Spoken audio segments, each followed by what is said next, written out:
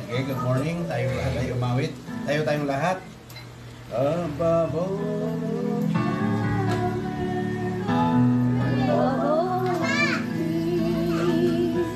above all, all the ways of man. You were here before the world began. Above all kingdoms, above all thrones, above all wonders the world has ever known. The wealth and treasures of the earth, there's no way to measure what your worth. Pawitan natin ang Panginoon. Crucified, lay behind the stone, you live to die, rejected and alone, like a rose, trampled on the ground. You took the fall and thought of me. I was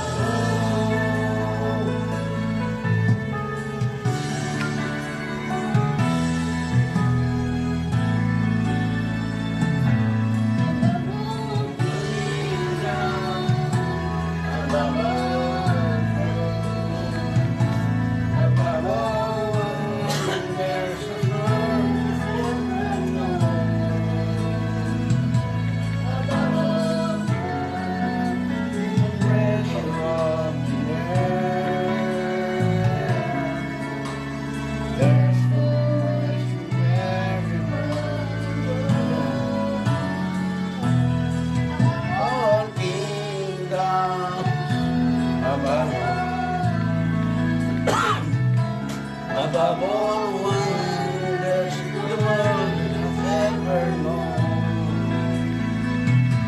above all wealth and treasures of the earth, there's no way to measure what you're worth. Crucified, laid behind the stone, you need to die, rejected and alone, like a root, trampled on the ground. You took the fall and thought of me.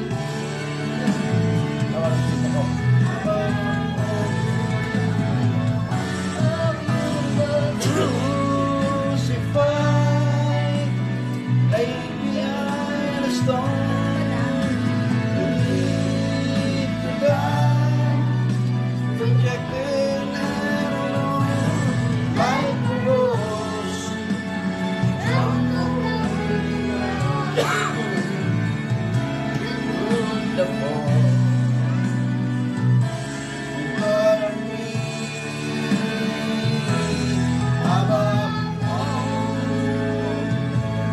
like the rose trampled on the ground. You took the fall and thought of me.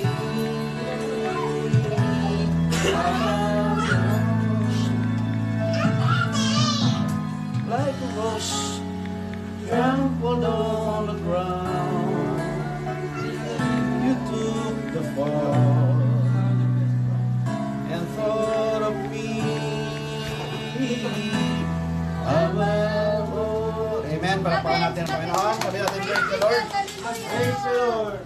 Sige, tayo muna ay manalangin. O Diyos, pikit lahat ng bata. Pupuriin natin. Takpan yung mata. Bulungan natin. Close your eyes. O Lord, Diyos Ama naming makapangyarihan sa lahat, purihin kang muli, O Lord, sa umagang ito, sa iyong kadakilaan, sa lahat ng bagay na pinagkaloob mo sa amin, lalo higit sa kaligtasang ang pinagbayaran ng aming Panginoon Jesucristo ng kanyang buhay upang kami ay maligtas, O Lord. Linisin mo kami sa aming mga kalikuan, mga bagay na sinasadya at hindi sinasadyang kasalanan, yung pagbaliwala namin sa iyong salita, sa iyong mga pahayag, O Lord. Yan po yung bagay na pinagkakasala namin, O Lord. Sa magang ito, muli kami ay lumalapit sa iyo, Panginoon. Bigyan mo kami ng kaarungan, kaalaman, kapahayagan sa aming tatalakayin, O Lord, patungkol sa mga pinasulat mo, Panginoon, sa iyong banal na aklat, O Lord. At dalangin namin, Panginoon, sa maging sa mga nanonood, sa mga tao, Panginoon, na susumusubaybay, maging sa mga nandito, sa aking pamilya, O Lord, Ikaw ang Diyos na sa amin po ay gumitna, at maging sa mga tao, Panginoon, sa bawat gawain mo sa oras na ito, Panginoon, nawa Ikaw ang maitaas, Ikaw ang maitanyag. Dalangin namin lahat ito, O Lord, ng may pasasalamat at pagsusumamo sa matamis na pangalan ni Jesus. At magsabi ng Amen. Palapakan natin, Panginoon. Okay, sige, focus ha. Pa-church na to pala. Pa-church na sila. Pa-church na. Punta na ng church. Sino? Yeah. Sige, ganito. Buksan yung Bible. Akin na muna yung kana, yung mga booklet. Buksan niyo muna yung Bible, lahat magbuklat. O, sige. Magbuklat, buksan natin Lucas 10:30-37. Medyo mahaba yan. Tagalog, para yung mga makakapanood nito, buksan nyo rin ang inyong Bible sa inyong bahay, sa inyong tahanan. Maski nasaan kayo, buksan nyo. Para yan ay bahagi ng pagmamahal at pag-ibig nyo sa Panginoon. And ito ay pamoso na ito. Ito ay pangkaraniwan na mula pa lang una tayo magbasa ng Bible. 10:30-37. Mahaba siya. At talata. O sige, na kayo. Basa. Sabihan mo. Okay. Si Zoe. Tabi si Zoe. Okay. At sumagot si Jesus at sinabi, isang tao ay bumaba sa Jericho na mula sa Jerusalem at siya'y nahulog sa kamay ng mga tulisan. Sabay-sabay, lumakas. Na sa kanya'y sumansam at sa kanya'y humampas at nagsialis at siya'y iniwang halos patay na. At nagkataong bumaba sa daang yaon ng isang saserdote nang makitan siya ay dumaan sa kabilang tabi. At sa gayon ding paraan ang isang libita naman nang dumating siya sa dakong yaon at makita siya ay dumaan sa kabilang tabi. Datapat ang isang Samaritano sa kanyang paglalakbay ay dumating sa kinaroroonan niya at nang siya makita niya ay nagdalang habag. At lumapit sa kanya at tinalian ang kanyang mga sugat na binuhusan ng langis at alak at siya'y isinakay sa kanyang sariling hayop at dinala siya sa bahay tuluyan at siya'y inalagaan. At nang kinabukas ay dumukot siya ng 2 denaryo at ibinigay sa katiwala ng bahay tuluyan at sinabi, alagaan mo siya at ang anumang magugulbong higit ay aking pagbabayaran sa iyo pagbalik ko. Sino sa tatlong ito sa akala mo ang nagpapakilalang kapwa-tao na sa nahulog sa kamay ng mga tulisan? At sinabi niya ang sa akawang gawa sa kanya at sinabi sa kanya ni Jesus, humayo ka at gayon din ang gawin mo. Buksan natin ang Acts 10:17-11. Acts 17-11. Maraming talata sana ito pero dito na lang muna tayo, maring mamaya magdagdag. At pagdakay, pinayaon sa gabi ng mga kapatid si Pablo at si Silas sa Berea. At nang dumating sila doon, ay nagsipasok, sinagogan ang mga Hudyo. Ngayon, lalong naging mararangal ang mga ito kaysa sa mga taga Thessalonica, sapagkat tinanggap nila ang salita ng buong pagsisikap at sinisiyasat sa araw-araw ang mga kasulatan, kung tunay nga ang mga bagay na ito. Kaya nga, okay, sige. James 1:27. Tatlong verse. Santiago yan. Santiago 1:27. Sa dulo. 27. Ang dalisay na relihiyon ay walang dungis sa harapan ng ating Diyos at ang Ama, at ito ay dalawin ang mga ulila at ang mga babaeng bao sa kanilang kapigatian at pangaitangatang walang dungis ang kanyang sarili sa sanglibutan. Sige. Yang lahat ng talatang iyan ay matagal na nating nababasa mula pa sa pagkabata natin. Naririnig nating mga tinatalakay o pinapahayag ng mga maraming manggagawa mula pa sa ating unang sekta o relihiyon hanggang sa ngayon. So, tanong bulong yung mga bata ha. Bago tayo magtuloy, advertise ulit. Ako ay humihingi ng inyong pabor, Kogyo End Time Series. May broadcast every Sunday ng 6:30 a.m. to 8:30 a.m. So, pakinggan nyo yan. Nasa Kogyo End Time Series. Ang tinalakay ngayon ay patungkol saan? Ano na? Anong title? Ang tinalakay ngayong umaga. Hindi ko natandaan. Sige, Colossal. yung nga pala, Colossal Time Clock. Yan ang talakay. Maganda to. Ito'y advance. Kaya pakita rito, alam mo kung paano ginawa ng Diyos. Alam nyo ba, ito, kung di nyo, gusto ko lang bigyan ng kanting preview.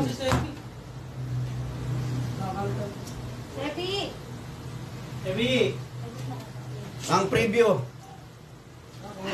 tungkol dito sa Colossal Time Clock. Alam nyo ba ito? Medyo advanced na paksa ito. Itong Colossal Time Clock ay pinapakita rito. Gusto ko lang magtanong sa inyo. Alam nyo ba kung gaano itong Colossal Time Clock ay ganito ang paglikha ng Diyos. Ganito ang orasan. Ito kung maghahati. Yung oras ng ginawa ang heavens and earth, saka yung mga halaman, mga trees, ang haba ng panahon. Tapos hinati-hati. Ito yung tao, alam mo, nandito sa pinakang bingit na. Napakaliit na bahagi lang. Ito yung tinatawag na 6,000 years. Sa inyong pagkaalam, tanong ko muna, survey, o harap dito, harap. Ilang taon na ang universe? Billion years. Hindi, ang universe. Billion years. Ilan nga? 6 billion years. Ang daigdig, ilang taon na? 6 billion. Ang daigdig ay, ang universe ayon sa pag-ano, ay mayroon na siyang nasa 16 billion years. May 6 din ako. Ang Earth ay, ang edad ng Earth ay umaabot ng 4.5 billion years. Tingnan mo ha, ano muna to, pero ang mula kay Adan hanggang ngayon, ilang taon na? 6,000 years lang. Tingnan nyo at tuldok lang ang, kumbaga ito ang creation ng Diyos, 16 billion years. Dito muna tayo, 16 billion.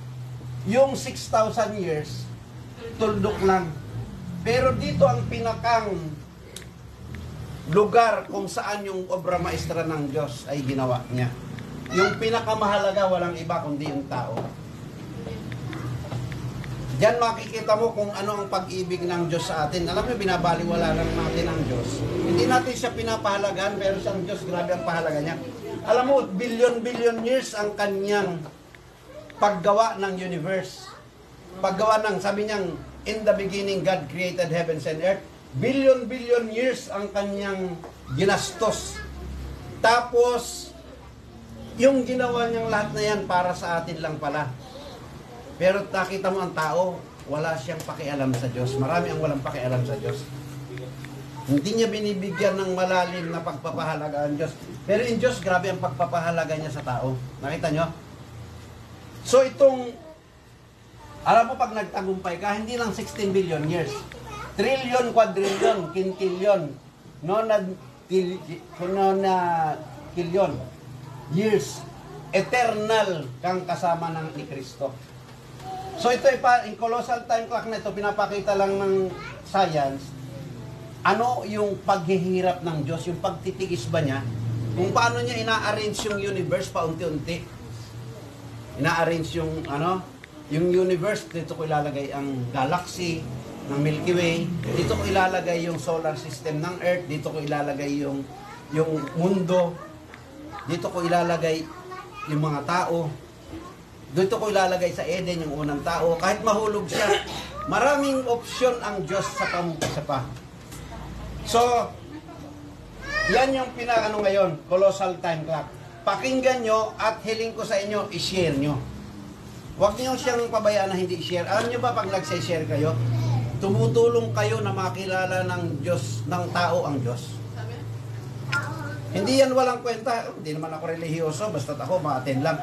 I-share nyo, nagpapakita na mahal mo ang Diyos, pinapahalagahan mo siya. Kung paano kanya pinahalagahan, pahalagahan mo rin siya. Yung iba nga, isineshare nila yung TikTok. Di ba?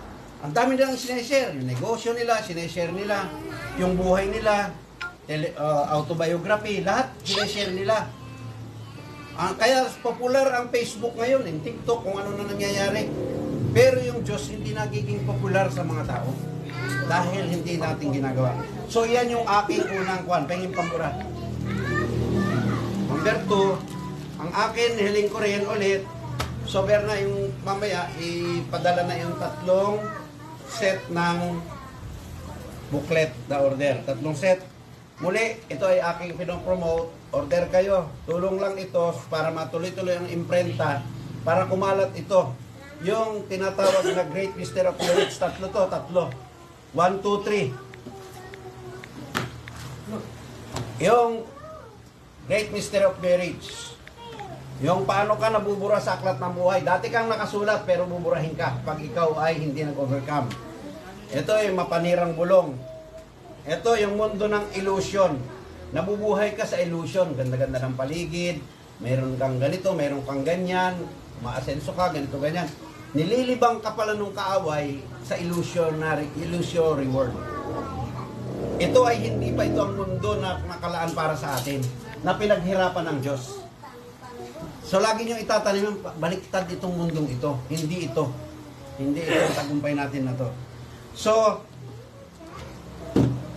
may lalabas, I hopefully, sa susunod na linggo, maikuha ko na yung lahat ng booklet.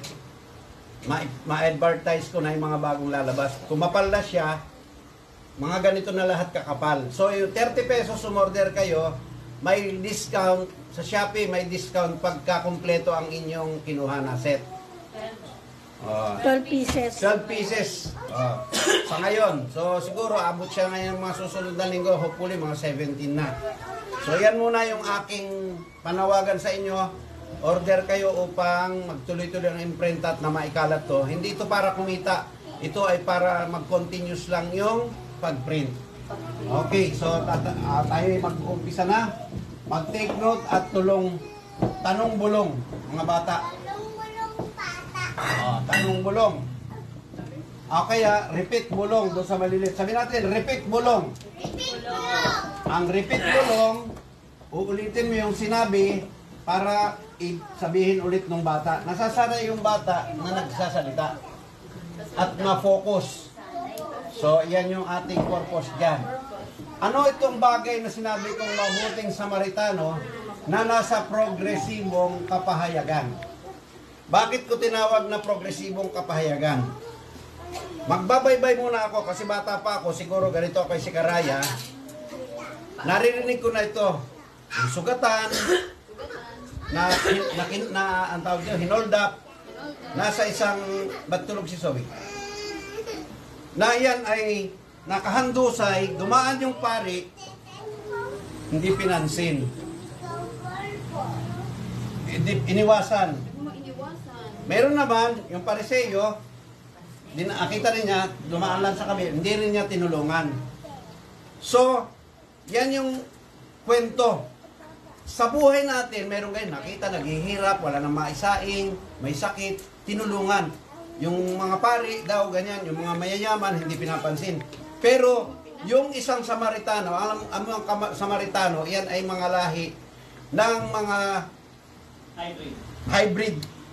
Mga tao na hindi Israelita, na napangasawa ng mga Hudyo, at nagkaroon sila ng anak, yan yung hybrid.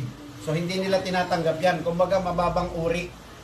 Mababang uring tao sa panahon nila yan. So, yan yung Samaritano. Siya yung nagdalang habag. At ayon doon sa istorya, kung titingnan nyo, balikan natin yung talata para mabilis lang ito. Sabi sa Luke 10:30, hindi, dito na tayo sa 30. Ang ginawa niya, isinakay niya rin sa sarili niyang kabayo, ay hayop, At ang ginawa niya, ginamot muna niya, tapos isinakay niya, nilagyan niya ng langis at saka ng alak, parang alcohol yung alak. Later. Yung langis naman, antiseptic yun. So para hindi siya magkaroon ng ang tawag dito, infection. At dinala niya ngayon dun sa isang taberna para doon ilaga. Nagdalang habag talaga siya at nag-iwan pa siya ng 2 denaryo para yung tao ay mapagamot. At sabi niya, kung kulangin yan, pagbalik ko, babayaran ko pa. Nakita niyo yung kanyang pagsisikap. Kung papansin niyo sa tinalakay natin, ito yung tinalakay ko nung nakaraan, gusto kong ipakita yung progresibo. Nakikita na natin yan sa physical, maraming sitwasyon na nakakatulong tayo. Natulungan natin, kapatid natin, kapitbahay, kaibigan, tao naghihirap, lahat yan. In terms of, halimbawa, material. Hindi masama yan matulungin ka, material. Mayroon din naman, matulungin din spiritual. Pinag-pray mo, talagang inalagaan, inakay mo pa sa church. Yan yung mga taong nasa mundo na parang nabugbog sila spiritually. Naging addict, naging usakal na magnanakaw, naging rapist or whatever na masama. Naakay natin, yan ay mga sugatan. Sino ang tulisan? Si Satanas. Yan yung mga sampol. Si Satanas, siya yung tulisan na gumulpi doon sa tao. Kaya naging rapist siya, kaya naging gano'n. Sa spiritual na abot natin dati. So yan ay pangkaraniwang preaching na naririnig natin. Kaya ko tinatawag na progresibong kapahayagan, ano yung mas malalim ng tungkol sa pagiging isang Samaritano? Bakit ko binuksan ang Acts 17 and 17:11? Ito yung mas malalim because of this. Noong nakaraan, sino nakaalala na yung tinatawag na idolatry? Tinalakay ko. Amen. Idolatry. Number 1, sige, survey. Wala mo nang sasagot, tuturo ko kung sino. Number 1, Sekaraya, ang isang idolatry? Bembem. Ay, pangalan niya. Si Edlab. Ayaw ito. Ha? Ayaw Diyos Diyosa. Number 2, physical or literal Idolatry. idolatry. Ano to? May mga rebulto. Tama, may mga rebulto. Kitang-kita natin, may mga rebulto. Inaayawan natin yan, hindi na yan lalagay ng krusipiro. Ano yung pangalawa? Spiritual. Ha? Spiritual. Ang sa kasunod ay psychological. Ito na yung sa isip mo. May idolatry ka. Idolatry, may Diyos-Diyosan mo pala. Alam mo kung alin? Una may school. Pwede ang school, yung trabaho mo, hanap buhay mo. Pwede sa asawa mo, sa sakyan mo, biyahe mo abroad. Trabaho, ganda ng trabaho ko, wala na akong time sa Panginoon. Hindi mo napapansin, mayroon ka palang psychological idolatry. Ang resulta nito ay lukewarm, wala kang gana sa salita ng Diyos. Mapapansin mo sa sarili mo yan. Nakatakas ka na rito sa physical, literal Wala na kanya akong Diyos-Diyosan. Dati ang abot natin, ang Diyos-Diyosan natin, nakaharap palagi sa TV. Pero ngayon, pinalitan na. Ano ang pinalit na ngayon? Cellphone. Alam mo, mas mahal mo pa yung cellphone mo. Pag hindi mo ginagamit sa Panginoon ang iyong cellphone, alam mo bang mayroon kang psychological idolatry? Paggising mo sa umaga, huli mong titingnan yung iyong huling napanood. Yung pinapanood mo, inaabangan mong, ano tawag doon? Mga karakarate? Yan. Ano yung pangatlo? Spiritual. Spiritual. itong spiritual, ito ay idolatry. Ito yung mga tao na nasa simbahan mismo. Masisikap to. Ito ay talagang mga kapalang nasa atin. Regular na nasa church to sila. May ipinaglalaban ito. Ito ay mga silos. Mga silos to sila. Mga demoto. Mga deboto. Katulad doon sa Acts 2 na mga deboto, yung sinabihan ni Pedro na mga magsisi kayo at magpabautismo. Nakikinig ba kayo? Amen. Yan yung mga taong nakapatay pala sila, pinatay nila si Jesus Christ dahil sa kanilang relihiyon. Amen. Mga Pariseo, Sadiseo at Iskriba, yan sila yung mga mayroong spiritual idolatry. Yan yung sa panahon ni Kristo. Pero sa panahon natin, ay, ayaw ko dyan. Hindi ako makikinig dyan. Ang liit-liit ng church niyan. Ilan lang nakikinig. Dito ako kasi mayaman ang mga member dito. Marawak ang aming lahat ng bayan, mayroon kami. Buong mundo, mayroon kaming simbahan. Yan yung kanilang idolatry. Spiritual yan, ha? Hindi yan silang mga magnanakaw, hindi yan pumapatay. Hindi yan sila nangangalunya. Silos yan sila, yan sila sa Panginoon. Ang problema nila, sila ay silos, pero sila ay Nicolaita. Sarado usik. Sarado na sila sa kanilang samahan. Naintindihan nyo? Ni hindi nila papakinggan ang iyong sinasabi. Ang gusto lang nila, sila lang ang pakinggan. So, bakit ko tinalakay ito? Ito ay nasa kalagitnaan at nangyayari itong lahat sa atin. Ito mamaya, iuhuli ko to. Kaya ko binanggit itong Acts 17:11, yung pagiging, ano ang nakasulat dito? Sa Acts 17:11? Berean. Nagsasaliksik para patuloy. Alam mo ba, na kahit, so dalawa ang tutumbukin natin. Maaring wala ka na rito.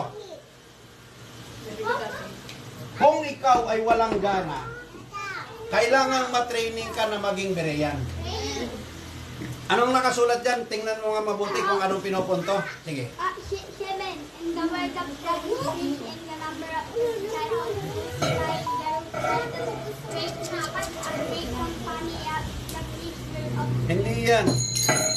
Acts 17:11. O, ikaw. Mali. Ngayon ang mga taong ito ay mas matalino kaysa sa mga taga-Thessalonica dahil tinanggap nila na may kahandaan ng isip.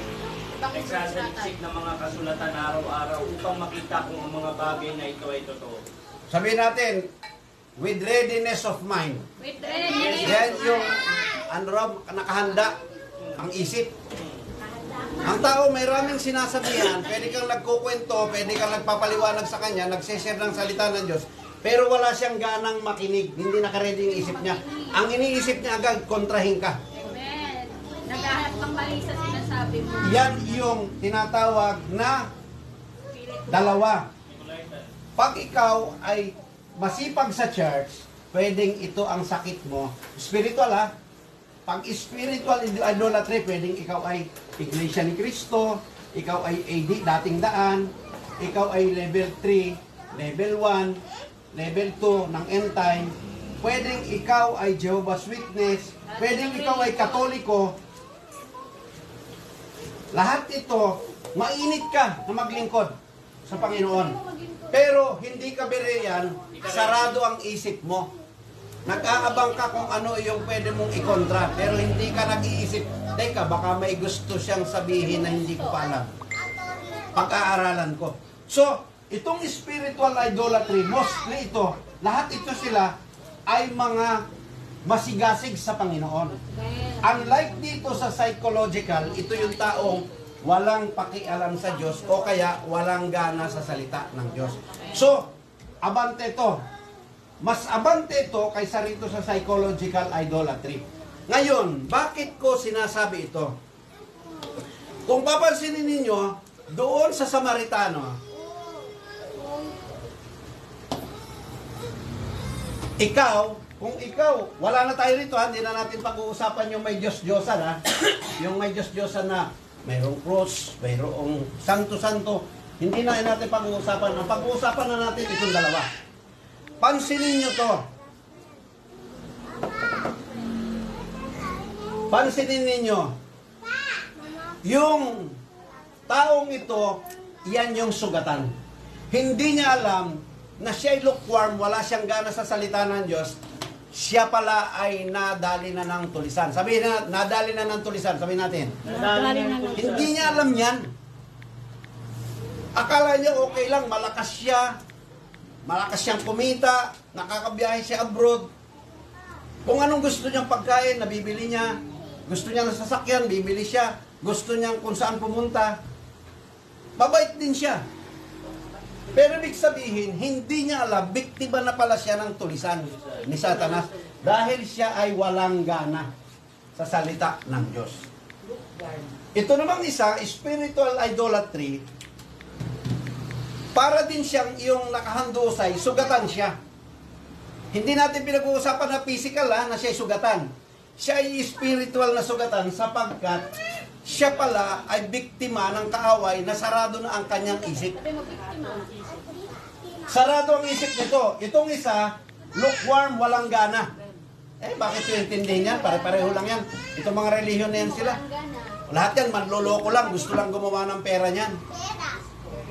Di ba? May maririnig kang ganyan.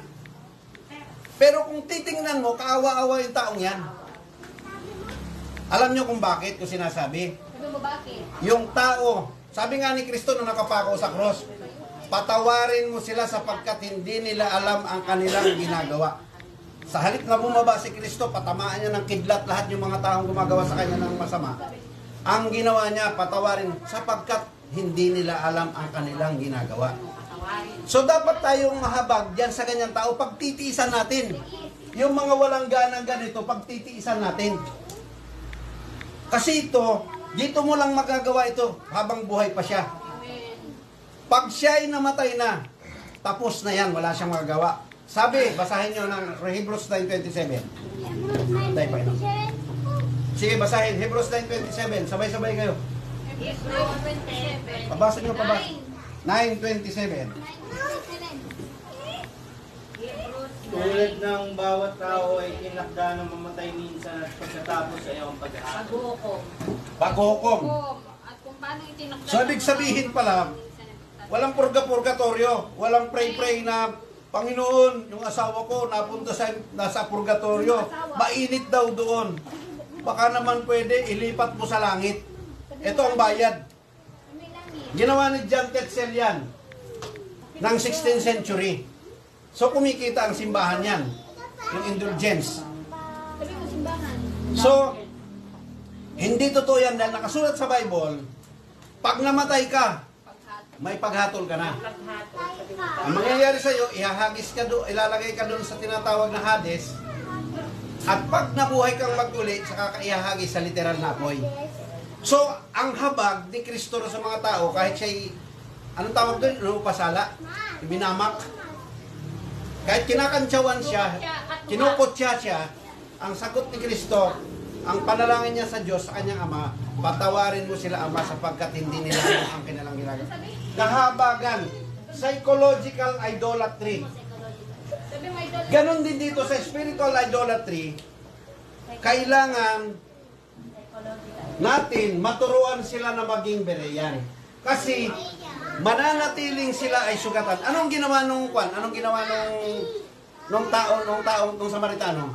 Di ba ang ginawa niya? Nilanggas muna niya, nilinis niya, nilagyan ng antiseptic, at sa kanya dinala sa inn. Ito ay nagpapakita, mayroon tayong pangsamantala. First aid na ibinibigay. Ang first aid na abot ng iba, ang first aid, ipinagpe-pray ng mga relihiyoso. Mayroon naman, ang ginagawa, binibigyan ng pera, kasi gutom, kasi naghihirap sa buhay, may sakit, binibigyan ng pambili ng gamot.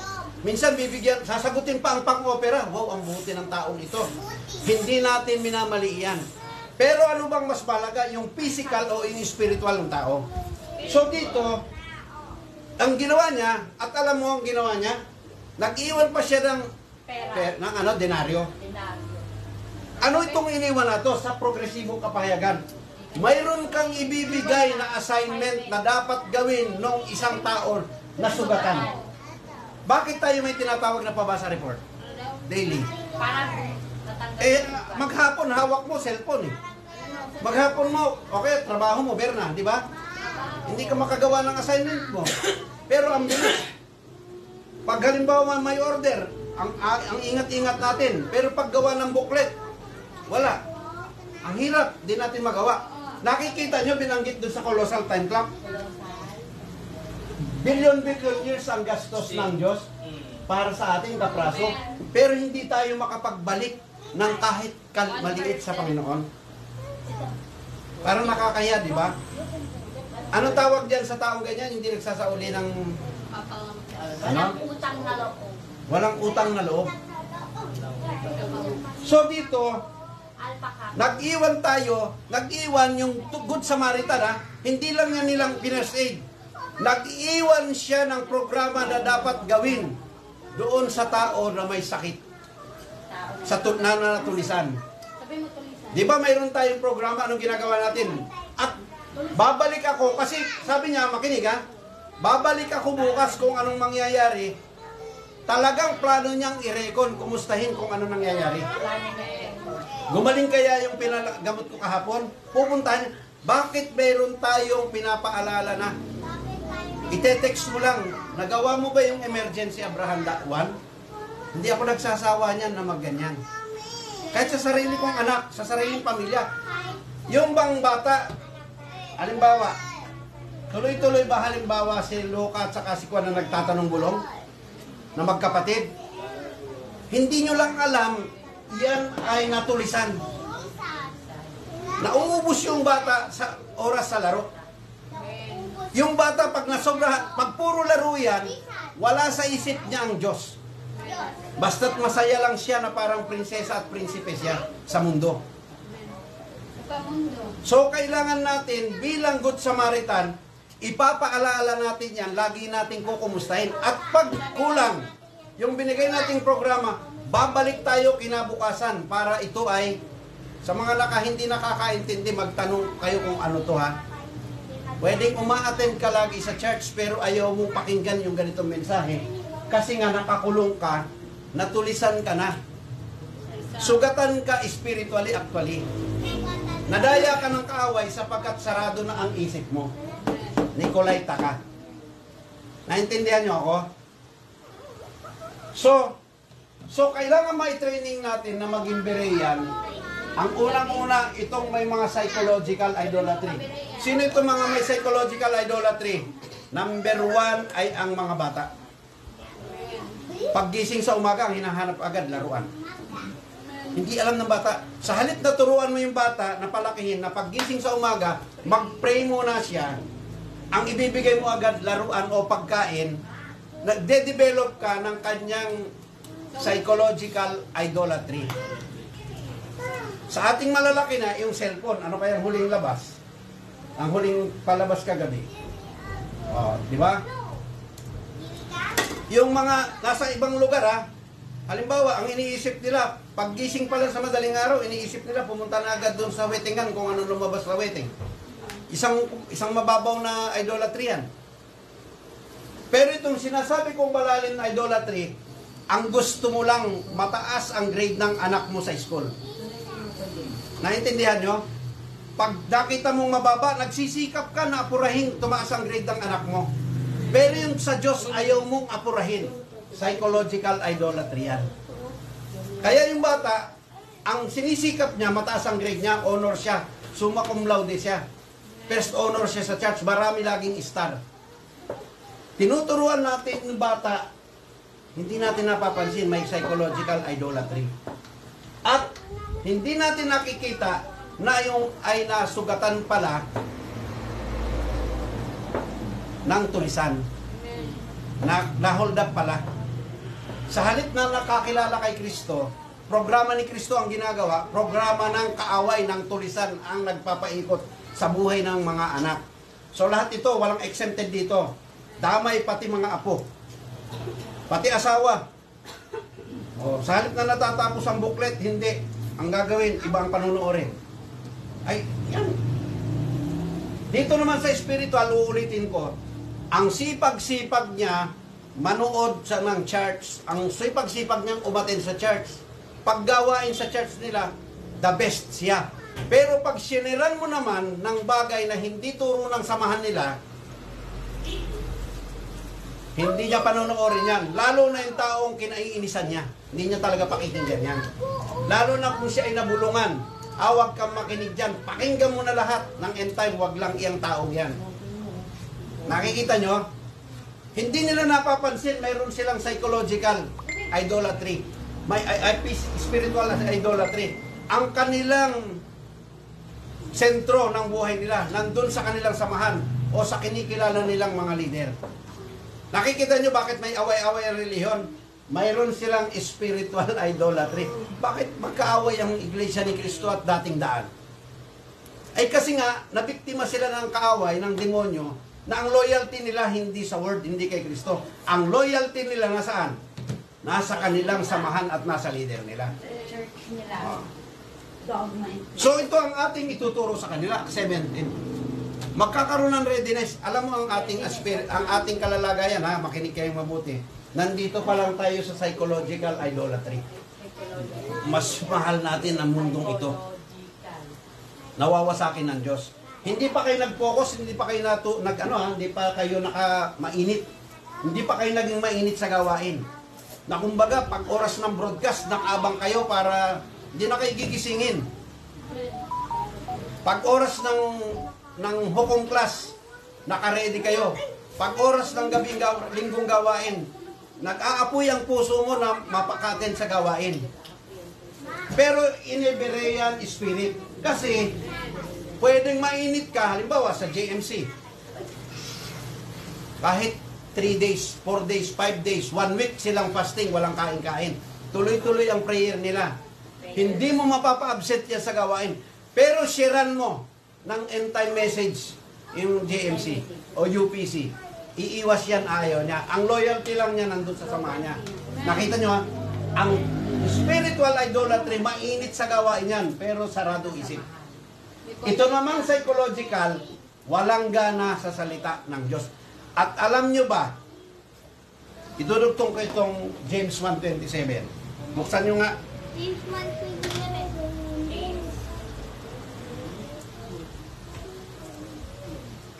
Okay. Sige, basahin. 1-7. Pasan mo, sir. Ang talisay na relihiyon ay walang tungis sa karpan ng ating Diyos at Ama. Kay ito, dalawin ang mga ulila at mga babaeng bago sa kanilang kapighatian at pagtinatang walang tungis sa kanyang sarili sa sanlibutan. Ano ang pagkaalam nyo sa ulila? E di, walang father and mother. No father. No mother.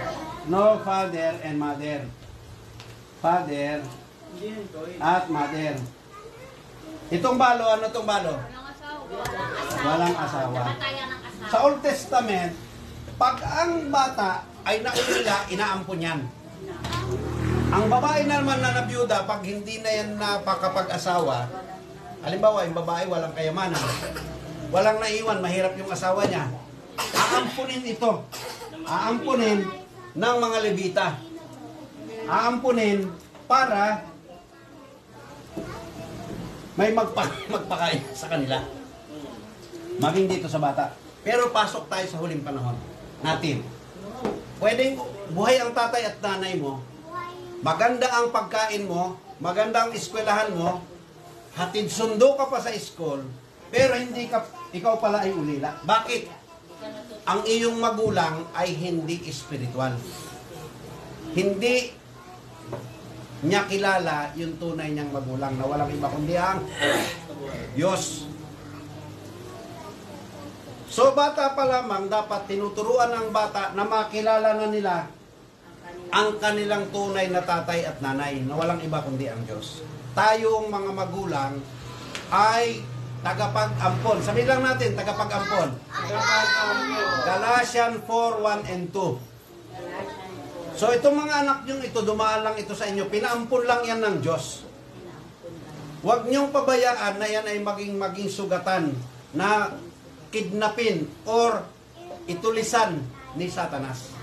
Pag kayo ay hindi nyo pinag-aralan itong psychological idolatry, ang gusto lang ng bata itong mundong ito. Ayaw niya kung maaari sa Diyos. Nakikita niyo yung nasa paligid ngayon. Tingnan nyo halimbawa ngayong oras na to, ilan ang nasa beach, ilan ang nakaabang sa mall, iba nakaabang sa Itbulaga. Nakapila kanina pa madaling araw. Para mapasama. Yung iba nag-hiking ngayon. Yung iba nagmumotor. Nung wala pang pera, iyak nang iyak sa Diyos. Lord, bigyan mo ko. Sumasamba pa siya. Pero nung makabili ng big bike, gagalain niya ang buong Pilipinas, wala nang aten-aten.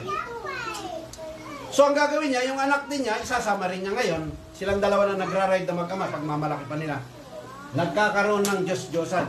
So yung magulang, yung tagapag-ampon natin, na mga magulang, tayo ang gumagawa para maging ulila pala sa Diyos yung ating mga anak. Naintindihan nyo? Number 2, ano yung balo? Walang asawa. Halimbawa, ako ang mama nyo, asawa niya ako. Actually, asawa lang niya ako sa lupa. Pero ang tunay niyang asawa, supposed to be, maging ako, ay walang iba kundi si Kristo. Amen ba kayo?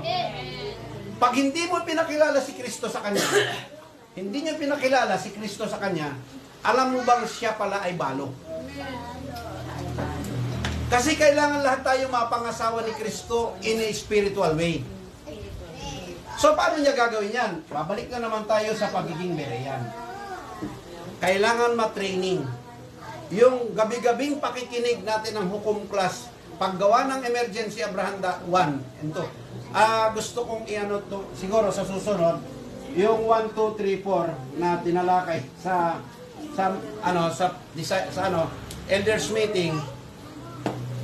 So, kayo Berna, dalaga, malaki pa ang tsansa na maihabol niyo yung anak nyo. Kasi yung number 4, alam niyo yung tinalakay sa number 4? Number 2, medyo okay. Yan yung naging pag-aasawa nyo ni Alan. Itong number 3, medyo wala. In between, Carlo and Dalaga. Alamin nyo to, pinag-uusapan to. Kailangan makapagbayad kayo ng dote. Makapagbayad kayo ng dote sa Panginoon para hindi kayo parehong balo kay Kristo. Naintindihan niyo ako? So, ikaw, kung ito ang babagsakan. So, hopefully, yung Samaritano, ang tunay niyang kahabagan, hindi physical. Malalim itong mabuting Samaritano. Excuse me.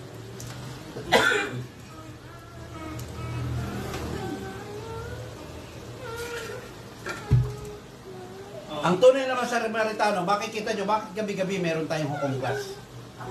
Alam nyo bang iyan yung parang iniwanang pera? Denaryo na dapat mayroon. Tapos babalikan ulit kinabukasan, aalamin kung gumanda ang ito. Kaya halimbawa, mapapansin nyo, si Elibay, tuloy-tuloy na ba ang tanong? Bulong kay Luka. Inaalam ng mabuting Samaritano yan. Inaalam ng mabuting Samaritano yan kung nagbabago yung bata. Kung nagbabago, bakit laging sinisita? Bakit inaalam? Bakit kinire-reckoning, kinukumusta? Baka hindi na humihinga spiritually. Dahil ang tingin natin, yung bata malakas, masigla, masipag pumasok sa school, magaling sa assignment, magaling sa school. Ang tingin natin, nadadaya tayo. Alam mo yung ito, ito, illusory word. Ang labanan ng tao ngayon, magpagandahan ng buhay. Galing na nga ako sa mahirap, kaya gusto ko masenso eh. Hindi naman masama yan. Pero isabay mo yung spiritual mo at spiritual ng pamilya mo. Sa mga nakikinig. Nung umasenso na, ninalimutan na ang Diyos. O kaya, kung kailan na niya gusto. Ito, gusto kong ipakita. Nasa physical idolatry tayo. Sino ang nakaranas na? May kailangan. Pupunta ka doon sa santo, luluhod ka, nakikiusap ka. Nung araw, di ba?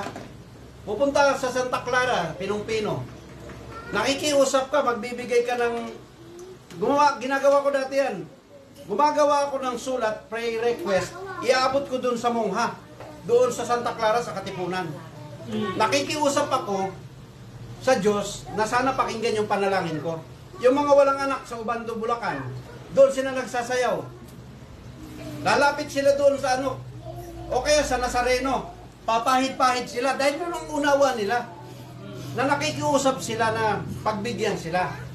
Mayroong pag napagbigyan sila, kaya totoo ang faith nila o hindi, alin sa dalawa, makulong sila doon sa kanilang pananampalataya na hindi na makinig sa iba, or either, kung nagtagumpay sila, iiwanan na nila ang Diyos. Wala na sila. Mabibisi. Ako'y nakakaramdam, to tell you ha, ako'y nakakaramdam. Iniisip-isip ko na, paano kaya ako nagtuloy-tuloy ang biyahe ko? Dumami ang kita ko. Hindi ko na nagagawa yung iba, kaya maski hating gabi, pinipilit kong gawin. Yung dati kong ginagawa. Kasi pag hindi mo sinanay yan, aalokin ka ng kaaway. Akala mo ba yung inaalok ka ng maraming negosyo, maraming pera, ay hindi ka natutulisan? Ang tingin lang natin, ang gulpi, ang natulisan, yung nakahandusay. Pero hindi. Ang lakas mo eh. Ang lakas mong kumita. Pero spiritually pala, nakahandusay ka. Naintindihan nyo ako? Ang abot lang nila, nakahandusay. Meron kang sakit, meron kang cancer, naghihirap ka, wala kang pera, iniwanan ka ng asawa mo, yung mga ganyan. Yan yung abot nila sa physical and literal na natulisan. Pero ang simpleng natulisan ka, the fact na nawawalan ka na ng gana sa Diyos, wala kang gana sa Diyos, yan yung psychological idolatry. Kailangan mo ang isang Samaritano. Ganon din sa spiritual. Oh, ang laki-laki ng church namin. Lagi pinagmamalaki. O obra ba kayo? Kami lahat ng buong mundo, mayroon kaming simbahan. Kami lang ang mayroong ganyan. Ang member namin, tuloy-tuloy ang pasok. Pero tanungin mo kung may alam sa salita ng Diyos yung member nilang milyon-milyon, libo-libo. Wala. Attend, uwi lang. So nag-develop ka lamang ng idolatry. Napalitan mo lamang yung santo, yung santo ninyo, napalitan mo na, pero ang ipinalit mong idol ngayon ay ang iyong samahan at ang iyong leader. Amen ba? Huwag niyong ipagpapalit. Kahit yung sa mga training ng bata, huwag niyo siyang pababayaan. Dahil pag naipundar mo yan, hindi mo pa yan makikita sa ngayon. Hindi pa natin nakikita. Babaunin niya. Hindi magkakabula ang kasulat sa Bible. Turuan ang bata sa dapat niyang lakaran at paglaki niya ay hindi niya ito hihiwalayan. So ngayon pa lamang, itanim na natin yan. Sa ating mga nakakaintindi, turuan natin, kahit baguhan nating mga natuturuan, malaki na to sila, na-convert natin, turuan nating maging Berean para hindi ito magkaroon ng idolatry. Ang idol lang nila walang iba kundi ang Diyos sa pamamagitan ni Kristo. Amen ba kayo? Palakpakan natin ang Panginoon. Okay, patugtog ka ng isang tugtugin at tayo ay magpo-closing. Tayo at tumawid. Ikaw dalaga po mo. Oh, pikit, bulong papuri, yung mga bata. Oh, bulong papuri. Mamaya ka na. Bulong papuri, sige, pikit.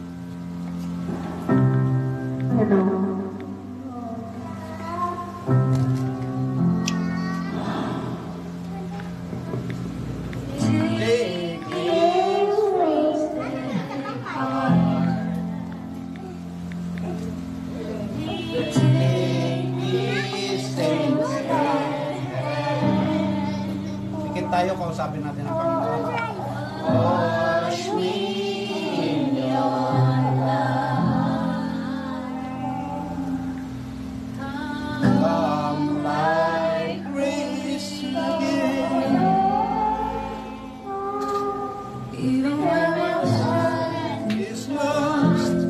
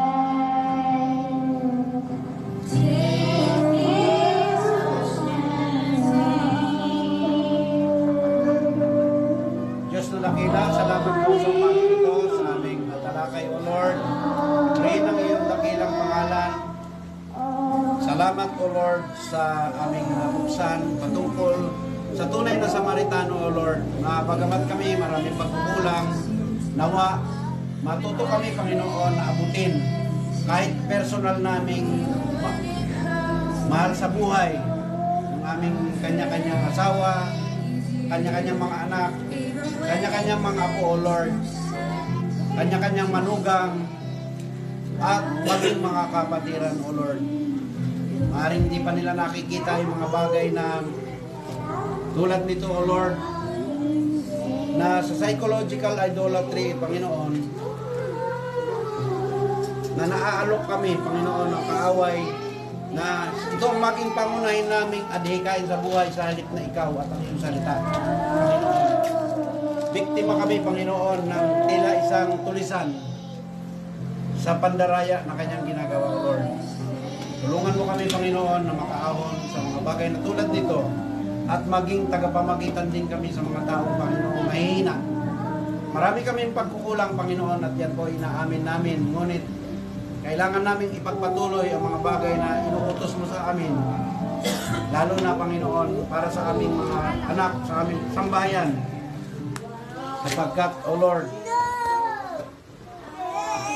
kung paano sa panahon ni Noah, buong pamilya kasama ang kanyang mga manugang, mga apo, mga anak, ang isinama, Panginoon, sa daong ng kaligtasan. Nawa, O Lord, huwag mawala para sa amin ang bagay na ito. At magkaisa kami, Panginoon, na magawa namin ang mga assignment, ang mga bagay namin dapat hakbangan upang lahat kami ay sama-sama, Panginoon, na makasakay sa daong ng kaligtasan upang pag dumating ang panahon ng iyong paghatol sa mundong ito, sa pagkatahatulan mo, ay wala na kami sa ganung kalalagayan, bagkos kami ay nasa piling mo na, Panginoon, sa dakot paroon, sa kabila ng tabig.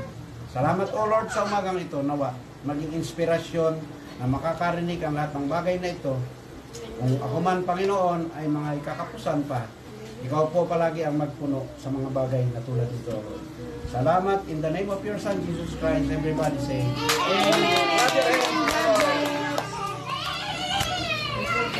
Amen.